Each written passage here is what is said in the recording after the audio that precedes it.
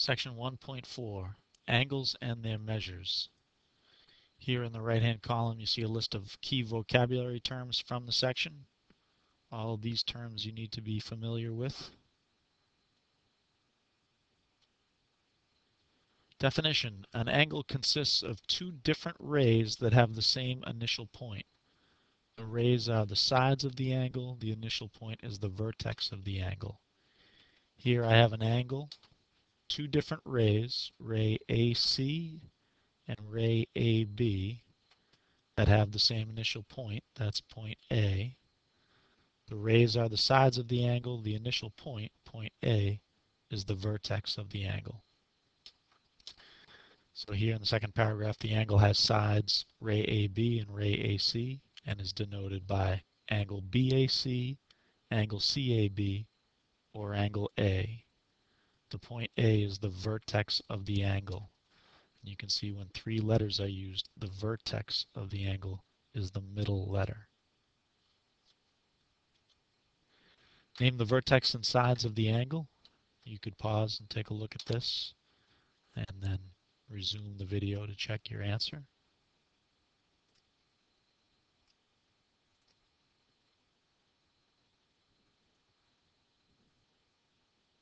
The vertex is Q, point Q, and the sides of the angle are ray QR and ray QS. Name the angles in the figure. There are three different angles in this figure. There's angle PQS, PQS. There's angle SQR, SQR. There's angle PQR, PQR. And you can see each one of those has a variation in terms of the way it's named, but notice how the vertex, which is point Q, is the middle letter. In this case, you cannot name any angle angle Q because angle Q would be ambiguous. If I just said angle Q, I wouldn't know whether I'm referring to angle PQS, angle SQR, or angle PQR.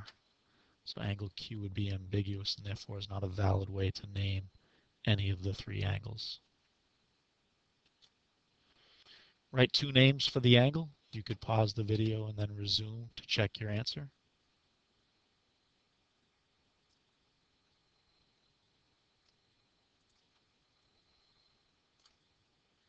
So two names for the angle. Well, I have three here, but two.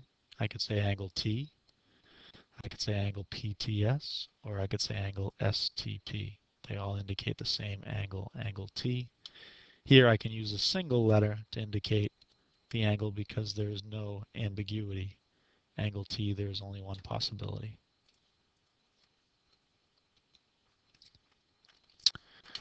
Similar to segments, there's two ways to state that the measures of two angles are equal.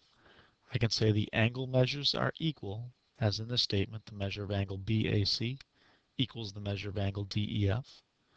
Or I could say the angles are congruent, as in this statement, angle BAC is congruent to angle DEF.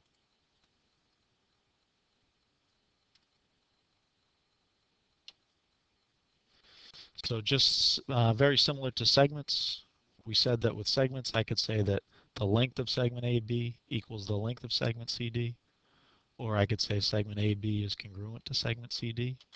The same is true with angles. I can say the measure of angle ABC equals the measure of angle DEF, or to make the same statement I could say angle ABC is congruent to angle DEF.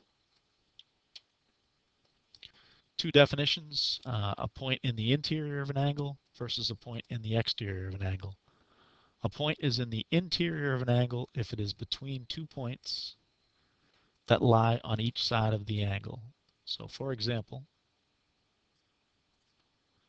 for point D, I could draw a single line from one side of the angle to the other, and point D lies between those two points.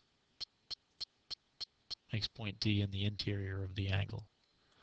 The same is not true for point E, and therefore point E is in the exterior of the angle. Similar to segments and the segment addition postulate, there's also an angle addition postulate. And you can see here in the figure the sum of the measure of angle RSP, the smaller angle here, plus the measure of angle PST, this angle here, would equal the measure of the whole angle RST, that angle there. Measure of RSP plus the measure of PST equals the measure of angle RST.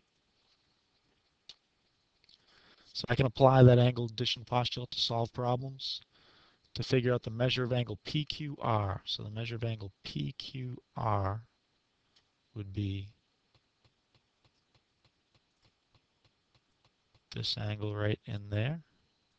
So I've got this whole angle here, the big angle, PQS is 160.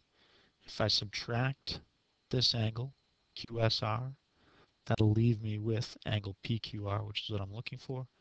160 minus 20 should be 140.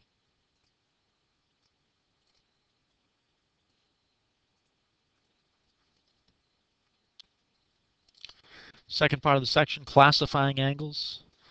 I can classify angles based on their measures. So an acute angle is an angle whose measure is between 0 and 90. A right angle has a measure equal to 90. An obtuse angle has a measure between 90 and 180. And a straight angle has a measure equal to 180. So for example, state whether the angle appears to be acute, right, obtuse, or straight. Well, this angle appears to be greater than 90 degrees, but less than 180 degrees. This angle right in there. So greater than 90 and less than 180, that would appear to be an obtuse angle.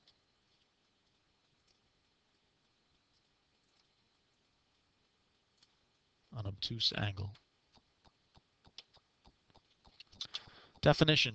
Two angles are adjacent angles if they share a common vertex and side, but have no common interior points. In this figure, angle TVS is adjacent to angle SVU.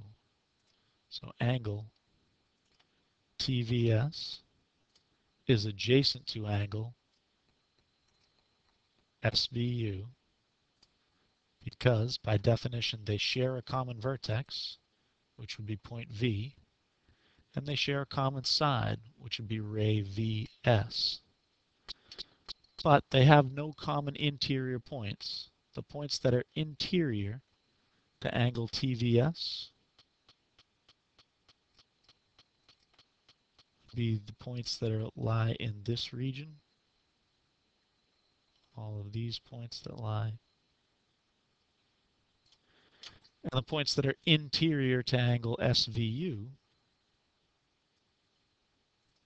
would be the points that lie in this region. So they have no common interior points. Those regions do not overlap.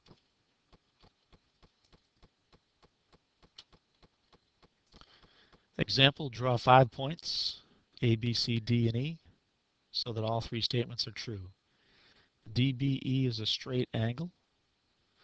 So before I continue, you could pause the presentation and try this problem. Angle DBE is a straight angle, so DBE, that would be a straight angle. DBA is a right angle, so DBA would be a right angle. And ABC is a straight angle. ABC is a straight angle. So those 5 points would satisfy those three statements.